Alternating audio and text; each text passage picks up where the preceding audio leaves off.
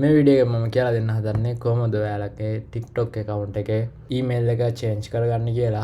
ඒකට ඉස්සෙල්ලාම ඔයා යන්න ඕනේ මෙතන තිත්තුණක් තියෙනවා උඩ දකුණු පැත්තේ. අයිනම තිත්තුණ උඩ එකපාරක් ක්ලික් කරලා ඔයා යන්න setting and privacy කියන එකට. ඊට පස්සේ ඔයාට මෙතන තියෙනවා account කියලා එකක්. account කියන උඩ එකපාරක් ක්ලික් කරලා ඊට පස්සේ ඔයා මෙතන යන්න account information කියන තැනට.